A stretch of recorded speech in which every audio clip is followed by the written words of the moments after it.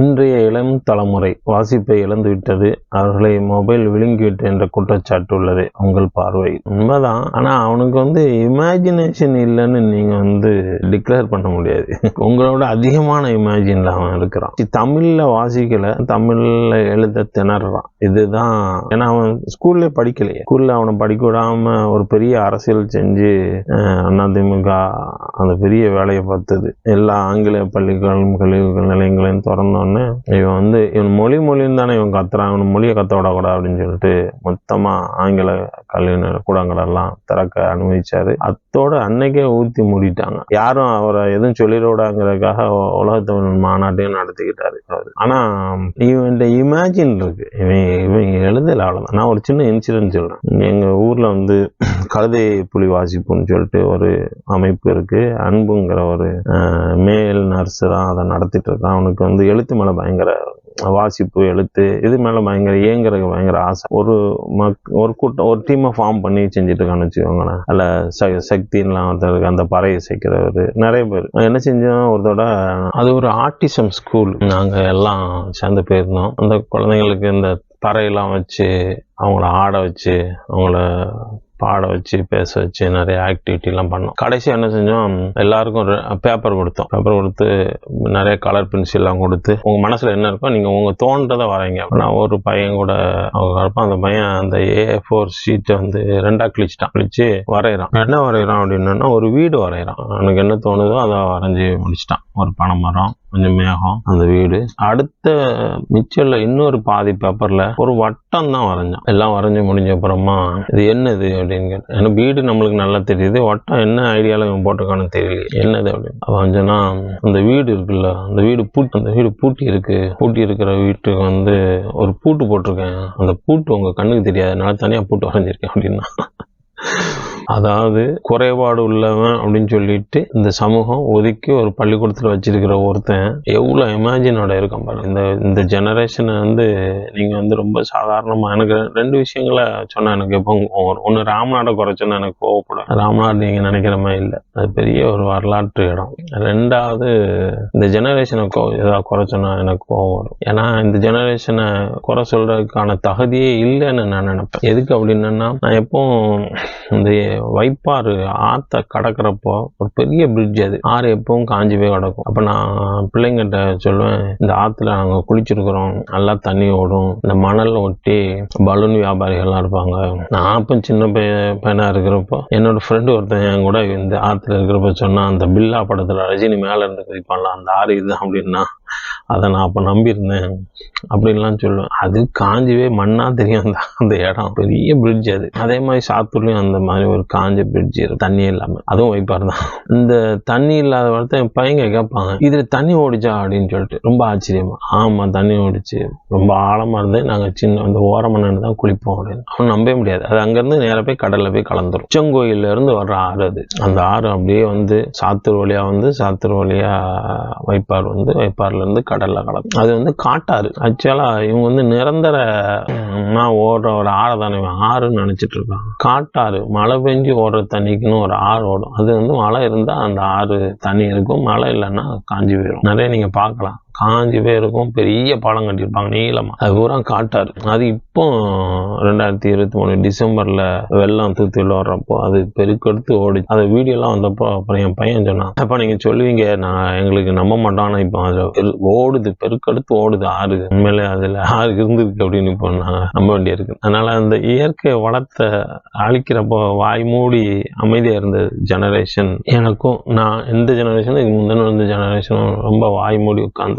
அதனால இவன் அதெல்லாம் இழந்துட்டான். அதனால நம்மளுக்கு இந்த ஜெனரேஷனை குறை சொல்றதுக்கான தகுதி கிடையாது அப்படின்னு நான் நினைப்பேன். அவன் எதை நிராகரிப்பான்னு நீங்க பாத்தீங்க அப்படின்னா, இந்த அவன் வாசிச்சுட்டு தான் இருக்கான். முன்னோட சீரியஸா மொபைல்ல வாசிச்சுட்டு இருக்கான், நிறைய பாக்குறான். அது எப்படி இருக்கு அப்படின்னா, இப்போ நீங்க இந்த அகமனச்சிக்கல் கதை தான் நம்ம எழுதிட்டே இருப்பாங்க.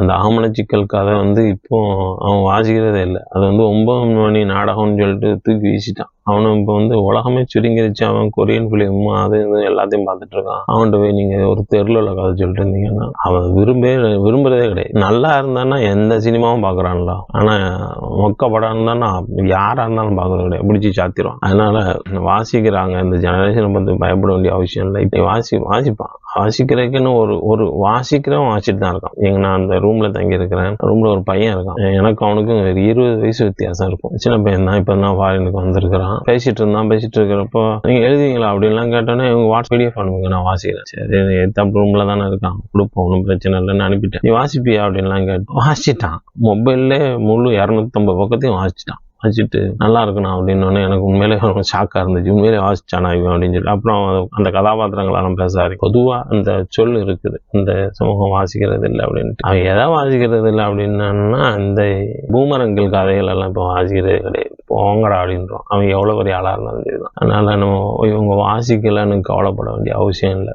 அவன் வாசிக்கிறான், நல்லா இருக்கிறத வாசிக்கிறான், புதுசா வாசிக்கிறான். புதுசா ஏதாவது அவனுக்கு தேவைப்படுது, அவனுக்கு வந்து புது கதைகளை கேட்கறான். அதே போல தமிழ் கதைகள்ல சூழல்ல, எழுத்தியல் சூழல்ல இப்ப நிறைய வேற நாடுகளை பத்தி கதைகள் நிறைய வந்துருச்சு. 19 கவலைப்பட வேண்டிய அவசியம் இல்லை. மனோ அரசு ரொம்ப பிடிக்கும். அவன் வந்து எல்லாத்தையும் வாசிச்சிருவான். என்னோடது எல்லாம். ஒரு நாவல் எழுதுன்னு வச்சிருக்கிறேன், எழுதா கிளவி அப்படின்னு சொல்லிட்டு ஒரு நாவல், இல்லைன்னா வட்டத்தொட்டி அப்படின்னு அதுக்கு நாவலுக்கு பேர். ஒரு சயின்ஸ் ஃபிக்ஷனோட சேர்ந்த ஒரு காதல் கதை எழுதுங்கண்ணே அப்படின்னு சொல்லிட்டே இருப்பான். அந்த நாவலை அவனுக்கு தான் டெடிகேட் பண்ண போறேன். அந்த அளவுக்கு என்ன வந்து எனக்கு தெரியாது. யாரையா பாக்குறப்போ திருஞானம்னு ஒருத்தர் இப்போ அங்க வச்சு சந்திச்சேன். அவருக்கு சொல்லலாம், மனோ அவங்கள பத்தி அடிக்கடி பேசிட்டே இருப்பான் அப்படின்னு சொல்லி. நம்மள கொஞ்சம் ஷாக்காது இல்லை, அப்படி எனக்கு கொண்டாடுற ஆளு. இன்னொன்னும் அவங்களும் மனோதான். அவங்க லைப்ரரி புஸ்தகங்கள்ல என்னோட புஸ்தகங்கள் எல்லாமே இருக்கும். அவங்க எழுதப்பட்டாங்க. இப்போ வந்து இலக்கிய வகைமையில உனக்கு எது பிடிக்கும், த்ரில்லரா டிராமாவா அப்படின்லாம் எது பிடிக்கும்னு கேட்டா எனக்கு டாக்கு ஃபிக்ஷன் பிடிக்கும் நான் சொல்லிடுறேன் அப்படின்னு சொல்லிட்டு ஆரம்பி வாசிச்சுட்டு எழுதி போட்டாங்க. என்னோட எல்லா நாவல்களும் வாசிச்சிருக்காங்க, எல்லா நாவலையும் பத்தி எழுதி போட்டுருவாங்க. நான் அவங்க இதுவரை பேசுனது இல்லை, வச்சதில்லை. ஆனா இந்த ஜெனரேஷன் வாசிக்கலன்னு சொல்றாங்கல்ல, இந்த ஜெனரேஷனை வாசிக்கிற ஆட்கள் நான் வச்சிருக்கேங்கிறதுல அவங்களாம் ரொம்ப முக்கியமான ஆளு. எனக்கு ரொம்ப பிடிக்கும்.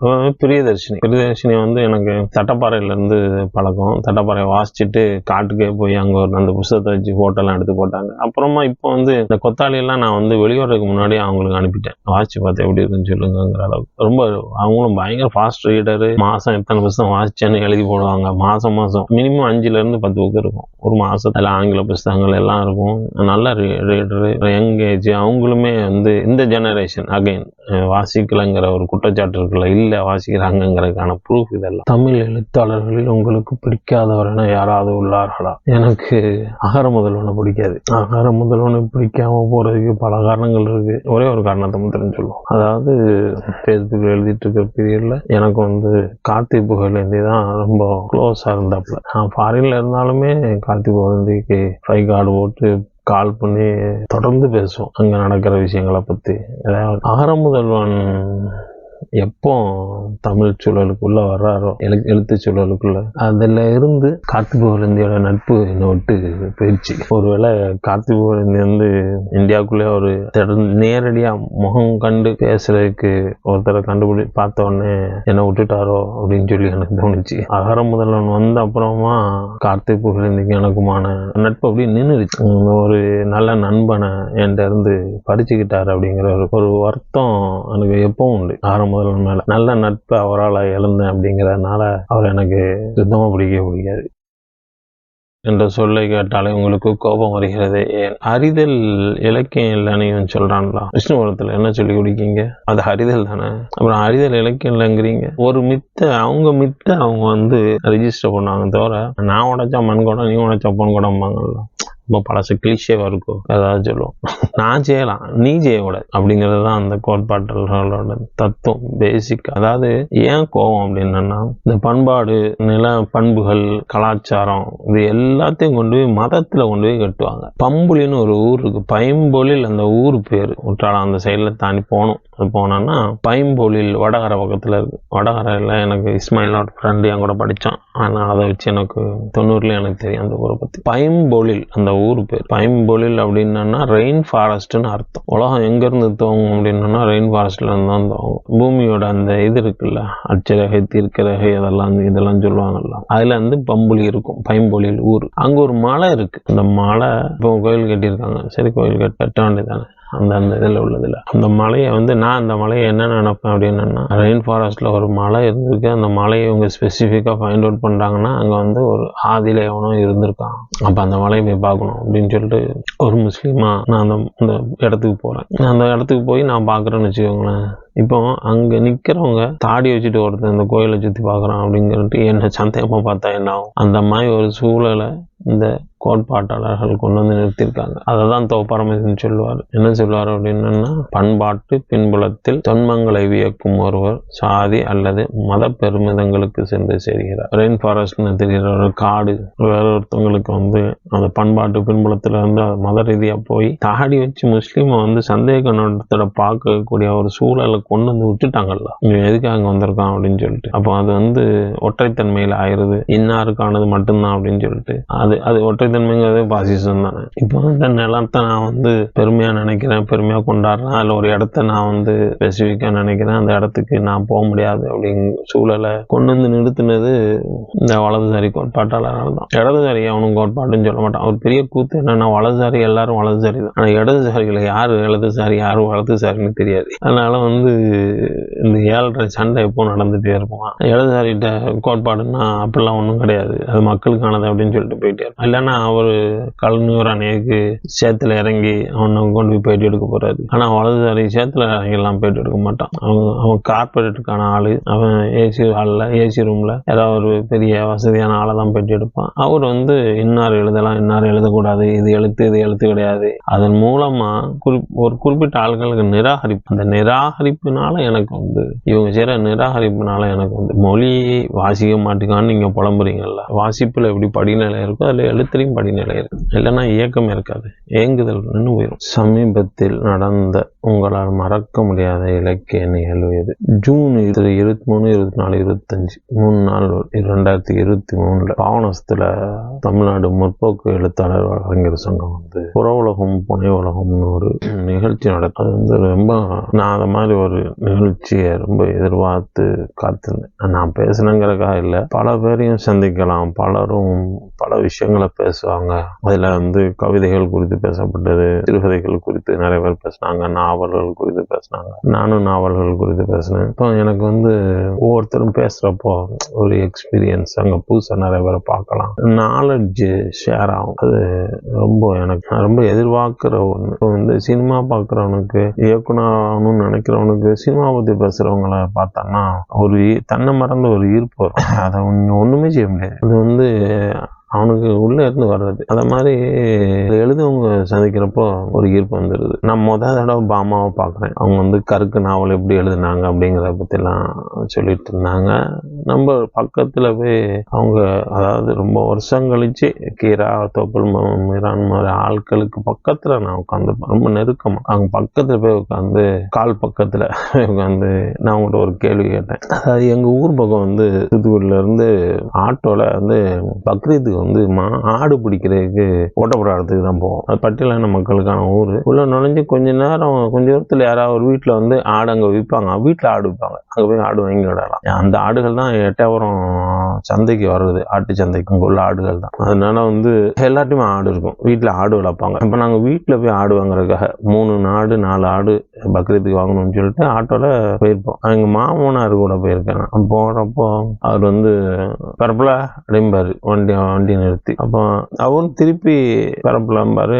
பெர்னாண்டஸும் முஸ்லிம்ஸும் சின்னையான்னு பேசிக்கிற மாதிரி இவங்க பட்டியலின மக்களும் முஸ்லிம்ஸும் பேரப்பிள்ளைன்னு கூப்பிட்டுக்கிடுவாங்க. அப்ப எங்க வீட்டு பால் ஊத்து ஒருவர், அவரும் வந்து பேத்தியோ அப்படின்னு தான் கூப்பிடாரு. வீட்டு வாசல்ல வந்து நின்று என் மனைவியை. அதனால இந்த பேரப்புள்ள அங்க ஏன் கூப்பிடுறாங்க, அதுக்கான காரணம் உங்களுக்கு தெரியுமா அப்படின்னு சொல்லிட்டு நான் பாமாட்ட கேட்டேன். தெரியலடா, ரொம்ப ஏதாவது ரொம்ப பழகின மாதிரி நானும் அவங்களும், நான் அவங்ககிட்ட கேள்வி கேட்கறதும் அவங்க ரொம்ப உரிமையா, இல்லடா எனக்கு தெரியலடா அதெல்லாம் அப்படி கேட்பாங்களா, நான் தான் இப்பதான் முதல்ல கேள்விப்படுறேன் அப்படின்லாம் அவங்க சொல்லிட்டு இருந்தாங்க.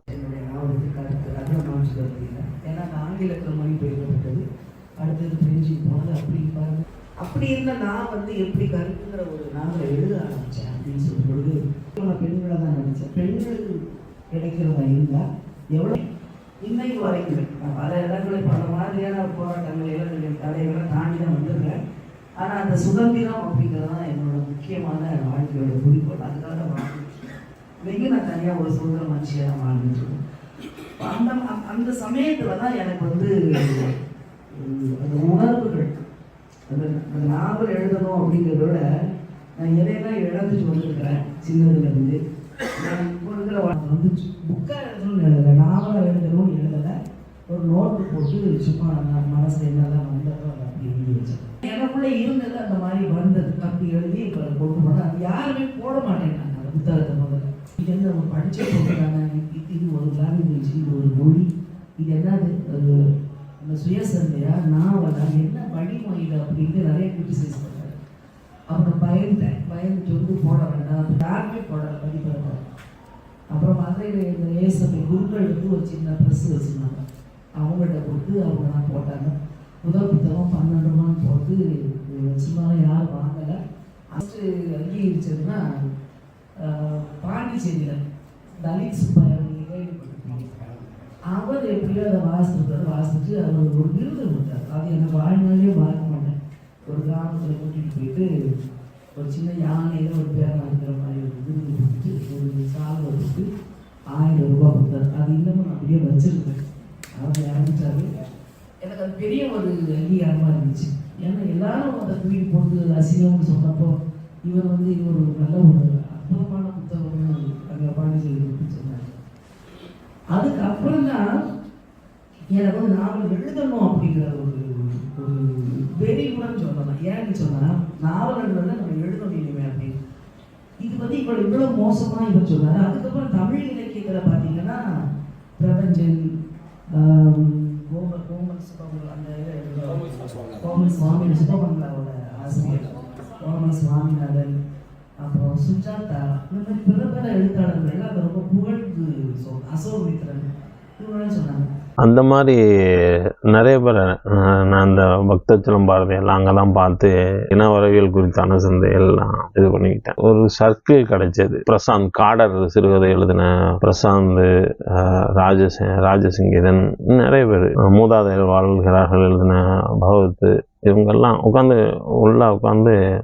முழுக்க இனவரையில் கதை, ட்ரைப்ஸ் கதை தான் பேசிட்டு இருந்தோம். ரொம்ப நல்லா இருந்தது. அதில் நான் நாவலை குறித்து பேசினேன். நான் ஒரு நாளாக கிளாஸிஃபை பண்ணி வச்சுக்கிட்டேன். அதாவது ஞாபகம் வந்து ஒரு பயங்கரமான போதை வஸ்து. அதை தான் ஒருத்தன் எழுதுவான். தட்டையான எழுத்துவாங்கள ஸ்டார்டிங்கில் எழுதுறது. அது ஸ்டார்டிங்கில் அப்படிதான் எல்லாருமே அப்படி நிறைய பேர் ஞாபகம் போதை வஸ்து தான், அதை தான் எழுதுவாங்க. மறதி என்னும் பழிபடத்தில் கொல்லப்பட்ட சொற்கள் மனதுடன் கரை சேர்கின்றன அப்படின்லாம் போட்டு பெருசா போர்டு எல்லாம் வச்சிருந்தாங்க. ஸ்கெட்ச் பென்சில்லாம் கொடுத்து அது வரைஞ்சி கட்டி எழுதினேன். அப்புறம் வந்து கால்களால் எழுதப்பட்ட கதைன்னு சொல்லிட்டு நான் ரொம்ப டிராவல் பண்ணேன். நான் சவுதியில் ஒரு 3 வருஷம் இருந்தேன். அப்போ சந்திச்ச எக்ஸ்பீரியன்ஸ் தான் மணல் புத்த காடு. அப்புறம் ஒரு ஐலாண்டில் இருந்தேன். இந்த ஐலாண்டில் இருக்கிறப்போ அது எப்படியா இருக்கும்னு சொல்லிட்டு சுனாமியை அதோட மெர்ஜ் பண்ணி ஒரு டாக்டர் வந்து, அதாவது குழந்தைங்களுக்கான டாக்டர் வந்து தண்ணியை கொண்டு பயப்படுறோம், தண்ணிக்குள்ளே போய் உட்காரு அப்பதான் அந்த பயம் போகும்னு சொல்லிட்டு அவனோட ஃப்ரெண்டு ஒருத்தி இருப்பா. அவ சொல்லுவா அதுக்காக அந்த ஐலாண்டு வேலைக்கு வருவான். அவன் என்னானா அந்த சிரியா வார் பற்றி அதை பற்றின கதை. அப்போ அந்த லேண்ட்ஸ்கேப் அதை பற்றி அதுதான் 2ஆம் நாவல். நான் ஒரு 3 தடவை நான் வந்து ஸ்ரீலங்கா போயிருக்கேன். என்னோட ஃப்ரெண்ட்ஸ் நிறைய பேர் ஸ்ரீலங்காக்காரங்க இருந்தாங்க. அவங்கெல்லாம் என்னானாங்க, அந்த ஜார்ஜின்னு ஒருத்தன் இருந்தான், அவன் என்னானா அப்படிங்கிறதான் அந்த தட்டாபுரை நாவலுக்கான கதை. இப்படி கால்களால் எழுதப்பட்ட கதை. இன்னொன்று நான் வந்து எங்கெங்கே போனோம், என்ன செஞ்சோம்.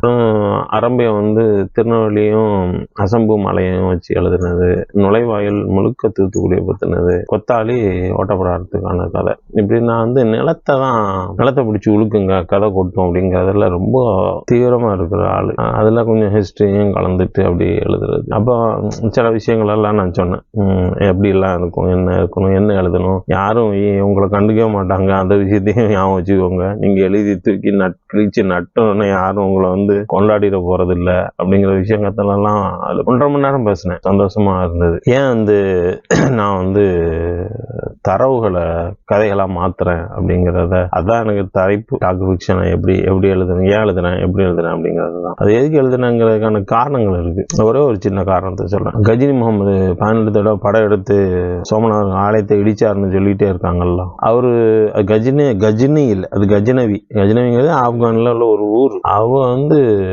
2வது தடவை வரும்போதே அவர் வந்து அல்-பிரூனியை கூப்பிட்டு வந்துடுவார் இந்தியாவுக்கு. அல்-பிரூனி வந்து பெரிய பிலாசபர். அவர் வந்து 150 புத்தகங்கள் எழுதியிருக்காரு. அதில் 60 புத்தகங்கள் காணலை அப்படின்ட்டாங்க, 90 புத்தகங்களை காணலன்ட்டாங்க, 60 புத்தகங்களை தான் வெளியே வச்சிருக்காங்க. அவர் வந்து வியன்னா யூனிவர்சிட்டியில் வெளியே அவரோட ஸ்டாச்சு இருக்கும். வியன்னா யூனிவர்சிட்டி எதுக்கு பேர் போனதுன்னு நீங்கள் வலதுசாரியாக இருந்தால் உங்களுக்கு நல்லா தெரிஞ்சிடும். அல்-பிரூனி வந்து பெரிய ஒரு அறிஞர். 2வது விசிட் வர்றப்போவே கஜினி முகமது இந்தியாவுக்கு கூப்பிட்டு வந்துடும். அவரும் கஜினவி ஊரை சேர்ந்தவர் தான். அவர் வந்து இந்தியாவை பற்றி முழுசாக எழுதுவார். அப்புறம் இங்கே வந்து சமஸ்கிருதம் படிப்பார். சமஸ்கிருதம் படிக்கிறது கல்கட்டாவில் உள்ள ஒருத்தர்கிட்ட படித்து கற்றுக்கிட்டு, அதுக்கப்புறம் இந்துக்களோட ஐடியாலஜி என்ன, அதாவது மதம் ரீதியான அப்படிங்கிறத பற்றி அவரும் அதை படித்து எழுதியிருப்பார். அதுக்கப்புறம் தான் 12வது தடவை அல்-பிரூனி வந்தது இவங்க சொல்லவே மாட்டாங்க. 18 தடவையும் கோயில் அடிக்க வந்ததாக தான் இவங்க சொல்லிகிட்டே இருப்பாங்க. 18வது தடவை தான் அந்த ஆள் கோயில் இருப்பாங்க. அது என்ன இடித்த கோயிலை பூரா நீங்கள் என்னன்னு பார்த்தீங்கன்னா அது சிவன் கோயில் தான், அது வைணவத்துக்கானது கிடையாது. இப்போ உங்களுக்கு அந்த அரசியல் புரிஞ்சிருக்குன்னு நினைக்கிறேன். பொன்னியின் செல்வன்லே சைவமும் வைணவமும் முட்டிக்கிறத அவர் எழுதுகிறப்போ அந்த பீரியடில் அது ஒரு பெரிய இஷ்யூவாக இருந்தது. ஆப்கான்லேருந்து வந்த ஆட்களை யார் டிபெண்ட் பண்ணி யார் சூழ்ந்துருவாங்க? ஆப்வியஸ்லி வைணவர்கள் தான். அது கோயிலில் என்ன இருக்கும், என்னென்னலாம் இருந்துச்சு, நீங்கள் என்ன செய்யலாம் அப்படிங்கிறத பற்றி அவங்க தான் சொல்லி கொடுத்துருப்பாங்கங்கிறத இவங்க வந்து ஈஸியாக வந்தார்கள்னு சொல்லி எழுதி மறைக்கிறாங்கல்ல.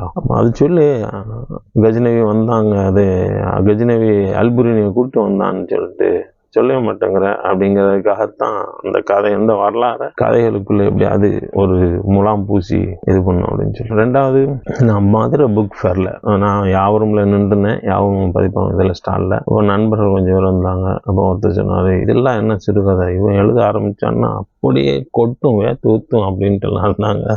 நான் சும்மா பக்கத்துல இருந்து கேட்டுட்டே இருந்தேன். அதுல ஒரு கதையை சொல்ல அப்படின்னு, எனக்கு நிறைய கதை தெரியும். அந்த ஆளை இன்னொருத்தர் கூப்பிட்டு வந்திருக்காரு. அவர் இலக்கிய உலகில் பரிச்சயமான ஆளு. அவர் வந்து என் கூட வந்த நண்பனை பத்தி பேசுறாரு. அப்படி கதை இருக்கு, இப்படி கதை இருக்குன்னு. அவர் இன்னும் எழுதலை, ஆனா அவர்கிட்ட கதை இருக்கு அப்படின்னு சொல்லி, அவர்கிட்ட இருக்கிற ஒரு கதை அப்படின்னு சொல்லிட்டு ஒரு கதையை சொன்னார்.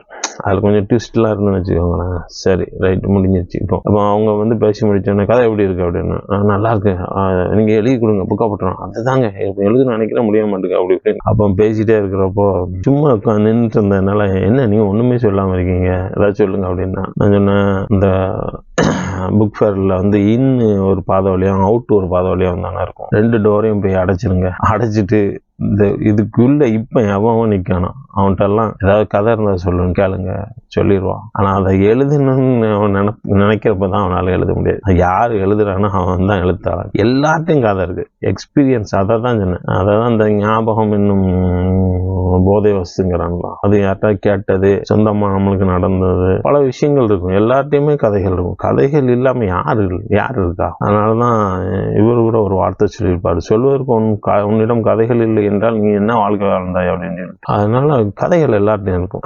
அதை வார்த்தை ஆக்குறது, அதை இன்னொருத்த கன்வே பண்றது, அதை வந்து எவ்வளவு அழகா கன்வே பண்றது, அதுல ஒரு ஐடியாலஜி வைக்கிறது, அதுல உனக்கான அடையாளம் வைக்கிறது, இவ்வளவும் சேர்ந்தப்புறம் தான் அவன் வந்து ஒரு நல்ல எழுத்தாளனா வர முடியும். அதனால கதை எல்லார்ட்டையும் இருக்கும். கதை இல்லாம யாரும் இருக்கா? எழுதுறது தானே இங்க பிரச்சனை. எல்லாரும் வாய்மொழி கதையா சொல்லிடுவாங்க, எழுத சொல்லுங்க.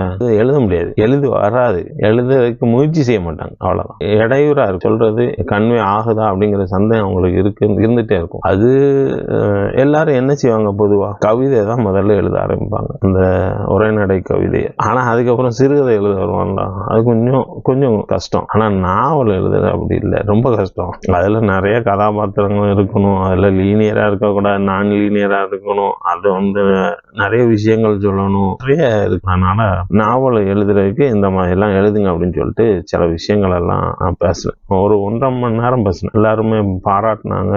அது ஒரு பெரிய சந்தோஷமான நிகழ்வு. ஜூன் 23, 24, 25 3 நாள் 2023 பாவனஸ்துல தமிழ்நாடு முற்போக்கு எழுத்தாளர் அறிஞர் சங்கம் புற உலகம் புனை உலகம்னு ஒரு நிகழ்ச்சி நடந்தது. அந்த நிகழ்வுல ஒரு விஷயம் நடந்துச்சு. கவிதை உரை முடிஞ்சோடனே அன்னைக்கு நைட்டு ஸ்பெஷல் ஸ்பீச் அன்னதாசன் சார் கொடுத்தாங்க. அப்ப பேசிட்டே இருக்கிறப்போ ஒரு ஆள் எஞ்சி கேட்டார், நீங்க எப்ப பார்த்தாலும் அன்பு அன்பு அன்புன்னு நெஞ்ச நக்குறீங்களே, அப்புறம் அன்புன்னு இப்படி சொல்றீங்களே, உலகத்துல எவ்வளவு கீழ்மையா இருக்குது, எவ்வளவு விஷயங்கள் நடக்குது அப்படின்னு நீங்க இப்படி என் மேல குற்றச்சாட்டு வைக்கிறீங்களே, ஒரு நாள் கூட அன்புன்னு ஒரு வார்த்தையை உபயோகப்படுத்தினதே கிடையாது அப்படின்னு. கொஞ்ச நேரத்துல ஒருத்தன் பழைய மாதிரிலாம் கிடையாது, இப்ப இன்டர்நெட் இருக்குல்ல, டக்குன்னு அடிச்சு ஒருத்தன் அவரு அன்புன்னு எழுதின வார்த்தையை கொண்டு காமிச்சான். அன்பாக இருப்பது மட்டும் போதவில்லை, கொஞ்சம் போலி வார்த்தைகள், கெட்டிக்காரத்தனம், அதிகாரம், கொஞ்சல், கெஞ்சல் இப்படி ஏதாவது ஒன்றுடன் கலந்து காட்ட வேண்டி இருக்கிறது. வெறும் அன்பு சலிப்பு தட்டி விடுகிறது அப்படின்னு சொல்லி அதை காட்டிட்டு அன்புன்னு எழுதலன்னாரு, இந்த எழுதியிருக்காரு அப்படின்னு சொல்லிட்டு அவர் ஏற்கனவே டென்ஷனா இருக்காரு, எதையாச்சும் சொல்லி திரும்ப டென்ஷன் ஆக்கிறாங்க, விட்டு தொலைங்க அப்படின்னு சொல்லி. எவ்வளோ ஒரு காலத்துல கொண்டாடப்பட்டாலும் திரும்ப ஒரு பீரியட் வர்றப்போ அடுத்த ஜெனரேஷன் வேகமா அதை தட்டி கழிச்சிருவான். அதை கண்ணு முன்னால பாக்குறப்போ அந்த இன்சிடென்ட் ரொம்ப எனக்கு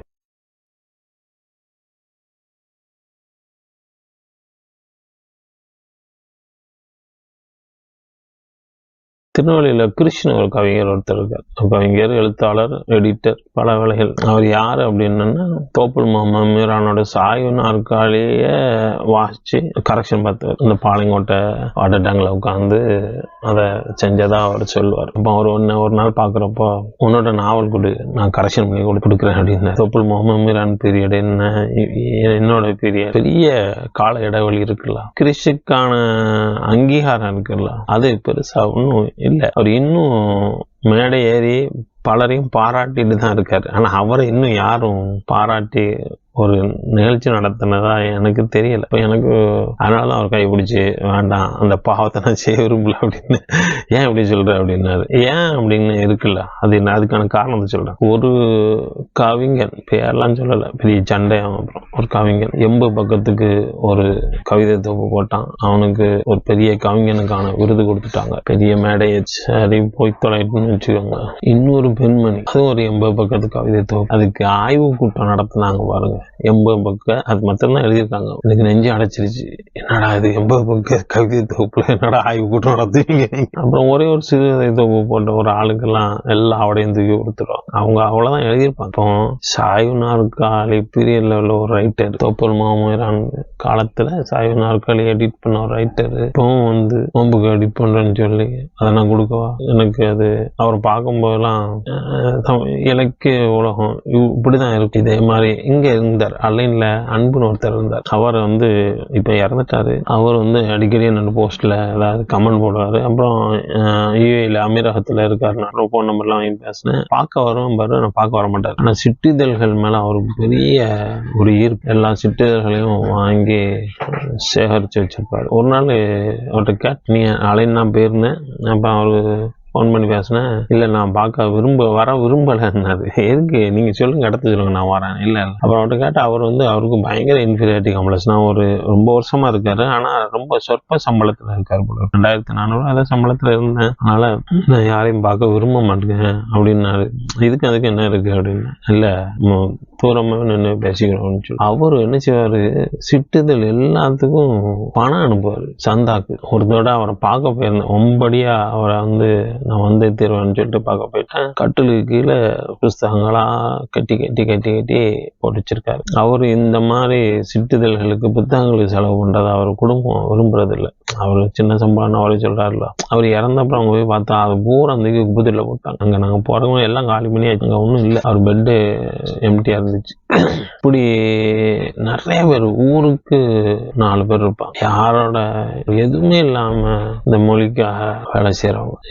அப்படிலாம் இருக்கிறப்போ சடார்னு சும்மா ஒத்த புக் எழுதிட்டு அப்படி ஒன்னும் ஒரு புக்ல என்ன, ஒரே ஒரு புக்ல என்ன தொடர்ந்து ஏதாவது எழுதுனாங்க வச்சாங்க பரவாயில்ல, ஒரே ஒரு புக்ல அவ்வளவு விருதையும் கொண்டு போய் ஒருத்தருக்கு கொடுக்கறது, ஒரே ஒரு புக் எழுதினவங்க ஒரு பெரிய ஒரு கவிஞனோட விருது கொடுத்துறது, ஒரே ஒரு கவிதை தொகுப்பு ஆய்வு கூட்டம் நடத்துறது. அப்ப கிறிஸ்டியா பாக்குறப்ப பார்க்குறப்போ எப்படி இருக்குன்னு சொல்லுங்க. அவர் ஒரு நாள் என்ன செஞ்சாரு, என் கையை எடுத்து அவர் தலையில் வச்சு எனக்கு ரொம்ப சங்கடம் போச்சு. என்ன உன் கையில சரஸ்வதி இருக்கா, வருஷத்துக்கு ஒரு புக்கு நாவல் எழுதுறிய, பெரிய விஷயம்டா அப்படின்னாரு. இப்படி நினைக்கிற ஆளுக்கு நான் ஒண்ணுமே என் புக்கையும் அது எடிட் பண்ணுன்னு சொன்னா அதெல்லாம் பெரும் பாவம் தான். அப்படிலாம் செய்யக்கூடாது. அவங்களாம் ஒரு பெரிய இடத்துக்கு போக வேண்டிய ஆட்கள், போகலை. அதுக்காக நம்ம அந்த இதை மிஸ்யூஸ் பண்ணக்கூடா அப்படின்னு நான் நினைப்பேன். அதெல்லாம் பார்க்குறப்போ எனக்கு என்னங்கடா டே, நீங்க காலங்காலமா வாசிட்டும் எழுதிட்டும் பேசிட்டு தெரியறவங்கலாம் சும்மா இருக்கான், நீங்க ஏன்டா இந்த கத்துறீங்க அப்படின்னு சொல்லி சில நேரம் வருத்தமா இருக்கு.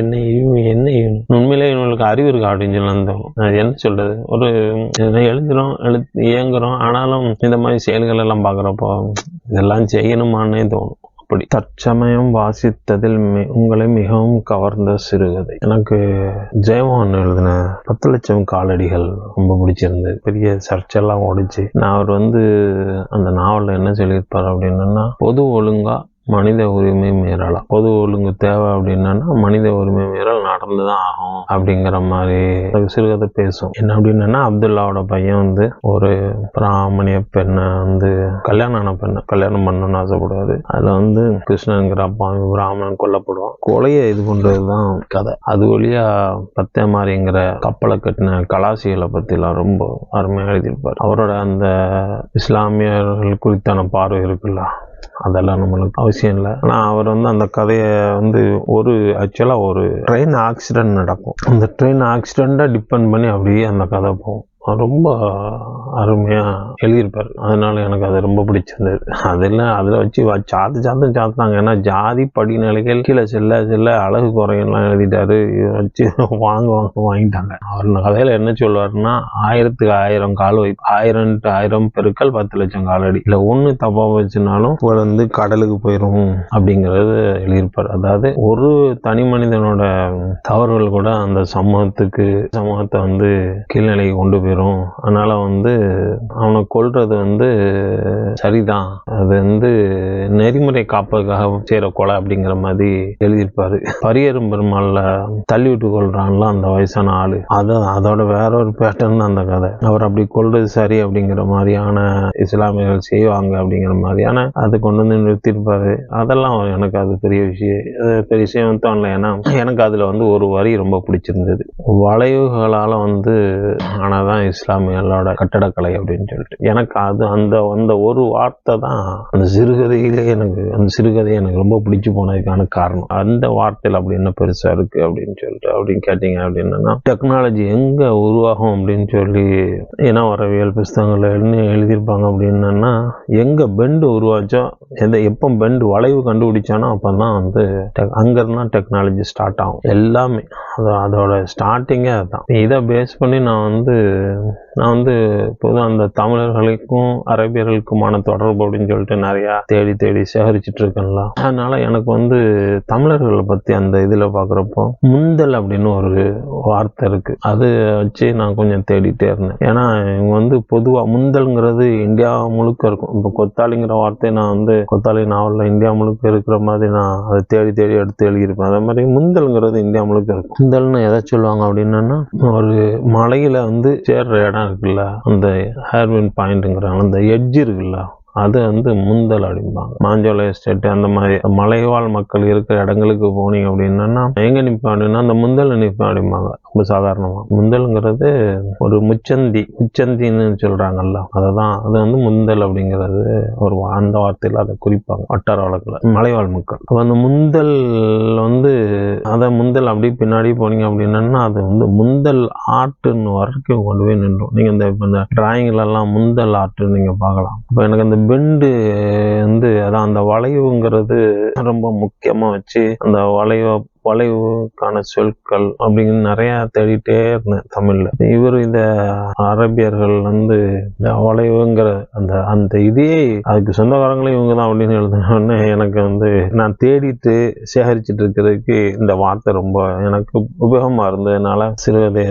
2-3 தடவை வாசி. அவர் அந்த கலாசிகளை அதை எப்படி இது பண்ணுவாங்க, ட்ரெயின் ஆக்சிடென்ட்ல அந்த இடையில உள்ள பெட்டிலாம் தண்ணிக்குள்ள விழுந்துரும், கீழே இன்னும் ஆட்கள் இருக்காங்க, அதை எடுக்கணும் அப்படின்னு அதை எடுக்க முடியாம அங்க உள்ள சில முஸ்லீம் கலாசியில வச்சுதான் அதை வெளியே எடுப்பாங்க. அதான் ஒருத்தன் கதையா சொல்லுவான். எனக்கு அதுல இந்த முந்தல் வார்த்தை, இந்த வளைவுங்கிற வார்த்தை, இன்னொன்னு என்ன அப்படின்னா ஒரு ட்ரெயின் இன்சிடென்ட், அந்த இன்சிடென்ட் வழியா ஒரு இன்வெஸ்டிகேஷன் கதை. அந்த இன்வெஸ்டிகேஷன் கதையில ஒரு மக்களோட வாழ்வியலை பேசுறது. அவர் சரியா பேசுறது தப்பா பேசுறது அது அப்புறம், அது சண்டை போட்டுக்கிடும் அப்புறம். ஆனா இந்த ஃபார்மெட் இருக்குல்ல, வாசிக்க இன்ட்ரெஸ்டா இருக்கும். ஒரு சிறு தவறு பெருகி மொத்த ஒழுக்கமே சிறு குழந்தையோட அதீதமான சிந்தனை மனோவியாதி அப்படின்லாம் போட்டு சாத்திருந்தாங்க. அது ஒரு பக்கம் இருக்கட்டும். ஆனா நான் இதுல இந்த விஷயங்களை எடுத்துக்கிட்டேன். அதனால 10 லட்சம் காலடிகள் எனக்கு ரொம்ப பிடிச்ச சிறுகதை. இன்னொரு சிறுகதை என்ன அப்படின்னா, பேராசிரியர் தர்மராஜ் எழுதின சீலியின் சரிதம். சீலியின் சரிதம் கதை பண்ண சொன்னு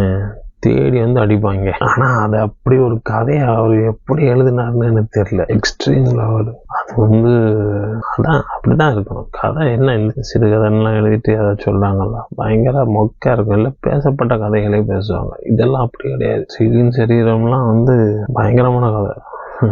நீங்க வாசிங்க. ஏன் அப்படின்னா ஒரே ஒரு வார்த்தை என்ன இவ்வளவு பில்டப் கொடுக்கான்னு நீங்க நினைச்சது கூடாது. இல்ல ஒரே ஒரு வார்த்தையை முத்திரம், கதையை சொல்லாம இப்படி சொல்றான், ஒரே ஒரு வார்த்தையை முத்திரம் சொல்லிட்டு எழுதிக்கிறேன். மாதா சொரூபம் இருக்குல்ல, அதை பார்த்து ஒருத்தன் சுய மைதுனம் செய்யறதா அந்த கதை போகும். அதை அக்செப்டபுளா கொடுப்பாரு அந்த கதையை. அப்படி அதுதான் அது. பாலச்சந்திரோட உங்களுக்கு இப்போ இந்த கரண்ட்ல இருக்கிற டைரக்டர்ல பிடிச்ச டைரக்டர், பெஸ்ட் டைரக்டர் என்ன யாரை சொல்லுவீங்க அப்படின்னா, அவர் செல்வராகவனை சொல்லுவேன் அப்படின்னாரு. செல்வராகவனை ஏன் சொல்றீங்க அப்படின்னு கேட்டதுக்கு அவர் சொல்லுவாரு, ஒரு காதலன் காதலி, அதுக்கு இடையில இன்னொருத்தன் இருக்கான். இப்பதான் அதுக்கு கிரஷ்னு பேர் வச்சிருக்காங்க. புருஷனுக்கு கீழே பொறுக்கு மேல. அப்பா அந்த டயத்துல அப்படி ஒரு பேரே கண்டுபிடிக்கப்படல. அப்போ அதை பாக்குறவனை மன உறுத்தாம அக்செப்ட் பண்ண வைக்கிறான்ல, அவன் கலைஞர்.